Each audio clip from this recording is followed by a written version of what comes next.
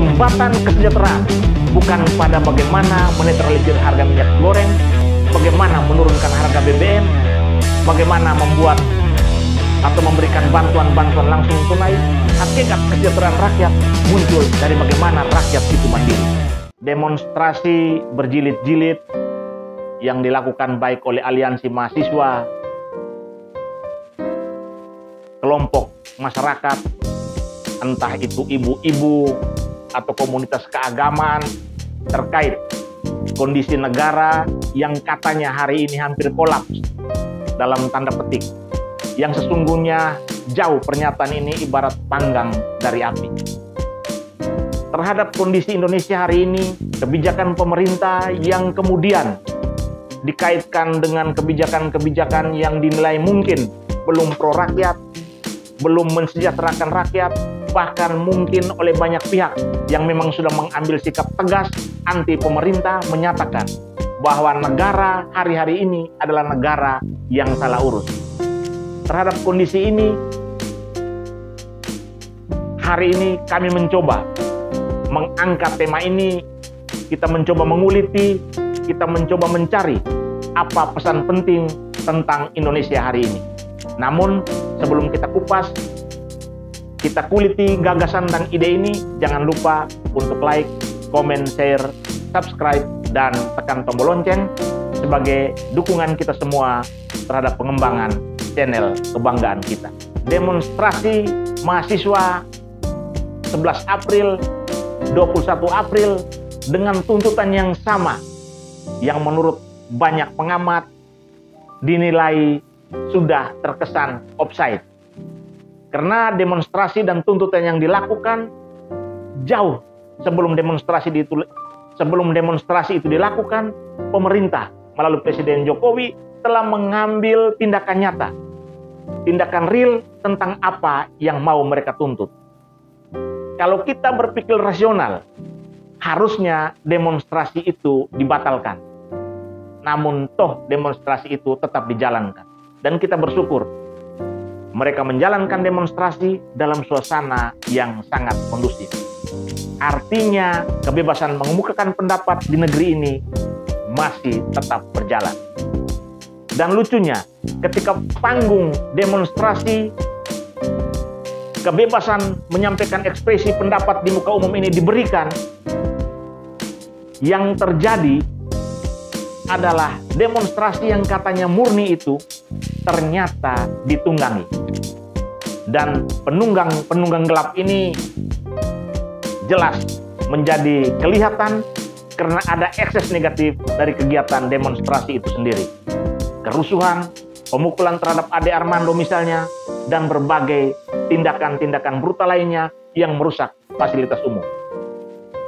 Demonstrasi terkait kenaikan minyak goreng dan menuntut pemerintah untuk segera mengambil langkah-langkah taktis dalam rangka menetralisir harga minyak goreng ini pun menjadi lucu.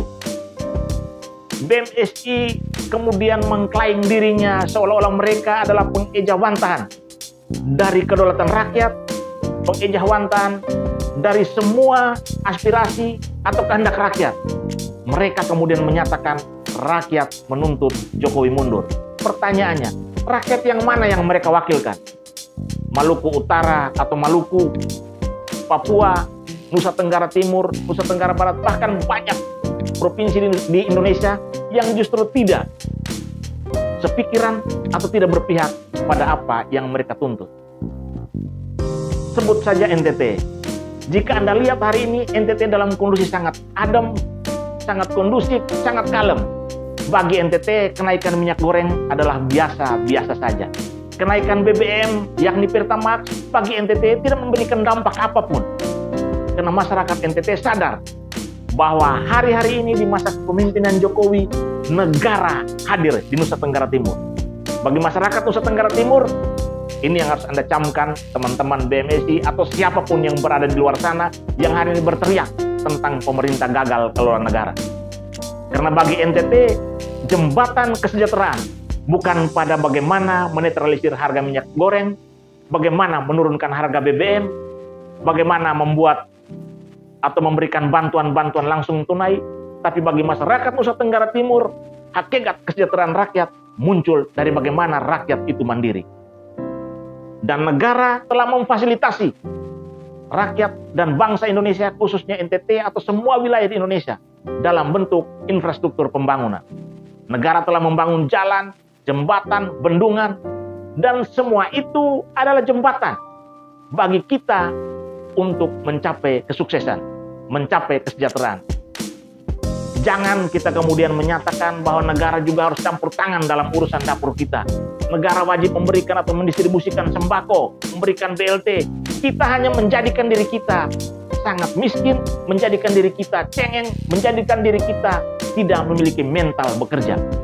Apa yang diteriakan oleh teman-teman di Jakarta, komunitas pelajar, komunitas mahasiswa, elemen masyarakat, bahkan ibu-ibu yang turun ke jalan berteriak menghancurkan Jokowi, menurunkan Jokowi, menurunkan harga minyak, itu adalah sebuah lelucon dan gambaran bagaimana mereka memaknai negara dalam posisi yang sangat sempit. Kelompok-kelompok ini adalah kelompok pengemis, kelompok yang hanya tahu menuntut apa yang harus negara berikan pada mereka dan lupa berpikir tentang apa yang harus mereka berikan pada negara.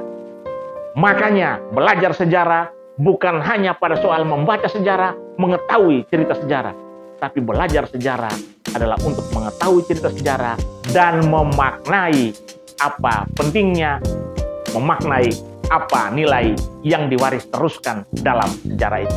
Kita kemudian sedikit bergeser. Kita lihat bahwa demonstrasi ini kemudian juga menggeserkan nilai. Kita melihat apa yang dikatakan oleh seorang Egy Sujana, tokoh yang menyatakan dirinya sangat agamais, yang menyatakan dirinya berpikir tentang Indonesia, hari ini kemudian mengizinkan kezoliman terjadi.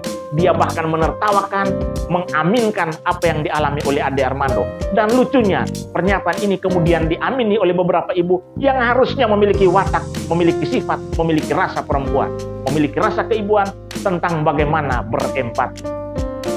Mereka kemudian mengklaim bahwa apa yang dialami oleh seorang Ade Armando adalah bentuk penistaan Tuhan terhadap apa yang sudah dilakukan oleh Ade Armando. Pertanyaan terbalik adalah, siapakah orang di Indonesia ini yang kemudian menjadi titisan atau menjadi kepercayaan atau didaulat oleh Tuhan untuk menistakan orang lain? Logika terbalik yang juga bisa kita angkat. Kemudian ketika seorang Habib Rizik Syihab, Egy Sujana sekalipun dipenjara, pada saat seseorang dinyatakan terpenjara, seseorang dinyatakan terpidana, pada saat itu sesungguhnya dia sementara dinistakan. Pertanyaannya, Tuhan manakah yang kemudian menistakan mereka-mereka ini? Apakah Tuhan yang sama ataukah ada Tuhan berbeda? Kita sementara bermain dalam sebuah polarisasi yang dibentur-benturkan antara kadrun dan cebong. Sahabat rasional, menjaga Indonesia artinya melihat Indonesia secara utuh. Menjaga Indonesia artinya mendudukan dan memisahkan agama dan negara secara tegas. Agama boleh mengilhami perjalanan tata kelola negara, tapi agama tidak boleh sampai mencampuri urusan-urusan ketatanegaraan. Dan hal ini sementara dicampur adukan oleh kaum kadrun. Mereka berteriak soal pensoliman ulama, mereka berteriak soal semua hal di negeri ini seolah-olah tidak adil terhadap mereka. Panggung-panggung nasional dipenuhi, dibanjiri oleh teriakan dan pekikan-pekikan keagamaan. Tapi mereka lupa bahwa dalam pekikan-pekikan itu mereka juga sementara berteriak, mengeluarkan kalimat-kalimat, pernyataan-pernyataan yang sungguh secara sosial sangat tidak layak. Tidak memberikan gambaran, tidak memberikan edukasi apapun. Demonstrasi yang dilakukan oleh mahasiswa, dalam hal ini BEM, SI, kelompok masyarakat yang bertentangan dengan Jokowi, bagi kami, Jokowi hari ini, Indonesia hari ini adalah Indonesia yang benar-benar ada dari Sabang sampai Merauke. Indonesia hari ini adalah Indonesia yang tidak tergambar sebagai Jawa, tidak tergambar dalam gedung-gedung pencakar langit yang ada di Jawa, tidak tergambar dalam jalan-jalan bebas hambatan yang ada di Pulau Jawa dan Sumatera. Indonesia hari ini adalah Indonesia yang didandani sedemikian rupa dengan jalan, jembatan, bendungan yang merata di seluruh wilayah Indonesia. Infrastruktur yang dibangun adalah jembatan menuju kemandirian. Infrastruktur yang dibangun tidak boleh menjadikan kami lemah sambil menuntut negara perlu memberi lebih. Tapi infrastruktur yang dibangun memaksa kami untuk bekerja agar infrastruktur tersebut bermanfaat, bernilai, dan menjadi jembatan bagi kesejahteraan kita. Jika kita teropong tingkah pola dari ibu-ibu yang ada di Jawa, yang ada di Jakarta, yang kemarin melakukan aksi demonstrasi, dengan ibu-ibu di wilayah pinggiran, di wilayah timur Indonesia, maka kita akan lihat dua hal yang berbeda. Dua pola persepsi yang berbeda, dua sudut pandang yang berbeda, dan dua mental yang sungguh berbeda. Yang satu berteriak ketika mengalami sedikit kekurangan, berteriak menuntut negara dalam kondisi seolah-olah tidak berdaya agar negara memberikan jaminan terhadap kehidupan mereka. Sementara yang satu di wilayah pinggiran menyingsingkan dengan bajunya. Baginya negara tidak boleh berhenti, negara tidak boleh mati, negara tidak boleh dicaci, negara tidak boleh dikhianati. Karena setiap keringat yang jatuh, setiap peluh yang jatuh dari tubuh mereka adalah keringat tentang kerja. Negara telah memberikan infrastruktur, dan saatnya sekarang infrastruktur tersebut menjadi jembatan bagi mereka untuk mendapatkan, mewujudkan kesejahteraan. Demonstrasi dalam balutan politik yang dilakukan oleh BMSI, yang hari ini kemudian diwacanai, dikompor-kompor sedemikian rupa, dibumbui sedemikian rupa oleh kelompok-kelompok yang anti pemerintah, saatnya kita bercermin tentang apa yang terjadi di wilayah timur Indonesia. Lama ditinggalkan, lama tidak diperhatikan, dan hari ini diperhatikan, mereka tetap tidak peduli dengan apa yang sudah negara berikan. Bagi mereka, yang harus mereka lakukan adalah membuktikan kepada negara bahwa mereka mampu mandiri dengan semua infrastruktur yang sudah diberi. Dalam keterbatasan, mereka menunjukkan kepada Indonesia bahwa mereka berdiri, mereka ada, mereka mandiri. Salam rasional.